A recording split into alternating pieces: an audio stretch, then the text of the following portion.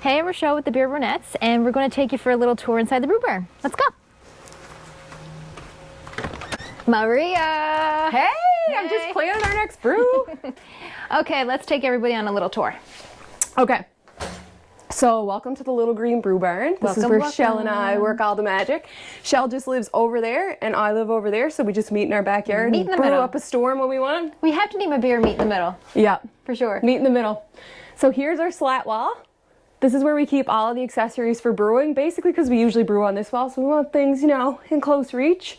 Got our water treatment chemicals, lots of goodies up here, lots of Grainfather stuff, lots of Anvil stuff, lots of Blickman stuff, all the main brands. And over here we've got reverse osmosis system water. So under here we've got an RO system so that we can have really good brew water.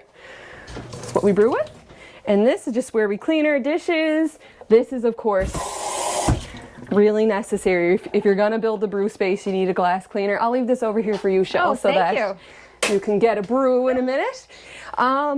This is where we do all our planning. So we shop for all of our recipes here, make our recipes, Google if we're unsure, figure it out along the way. YouTube. Yeah, YouTube. And do you want to show them the equipment? Absolutely. All right.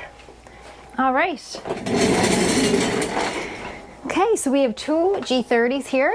Ooh. And we have two sparge water heaters. As you can see, one is much bigger than the other because we have a little something over here. Oh. We have a G70, which is super awesome for us. We have 3 fermenters, and 2 of them are happily fermenting right now, so hopefully these work out perfectly for us. There is a glycol chiller and some samples in here. Some nice craft brews. Yep, and we keep our hops in there too and our yeast to keep them super fresh. A little fermentation going on over here.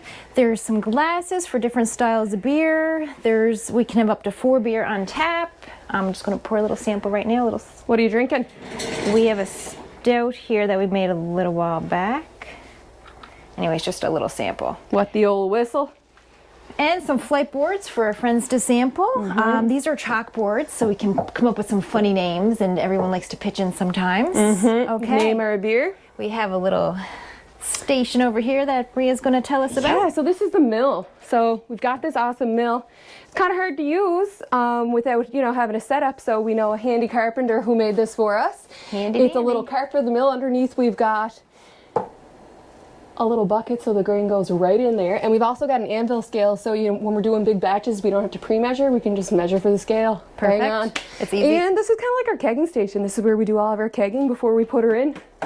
And other than that, Shell, I think brew considerations when we made the brew barn. So we knew we were going to get the G70 eventually. We knew that was on our list, so we made sure we wired for it. And here we go. We've got the 220 volts there.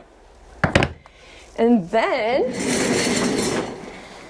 I guess the only other thing, this is kind of like really helpful for us.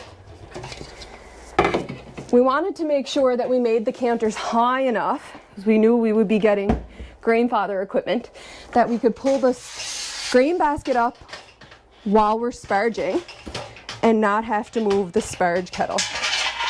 Perfect. So, you know, it helps with the heavy lifting. You can save more heavy lifting for like important things. Anyway, that's it for us, guys. I'm Maria. This is Rochelle. We're the Beer Brewnettes. Thanks for coming to see our brew space, and like brew with you soon. Cheers. Cheers, guys.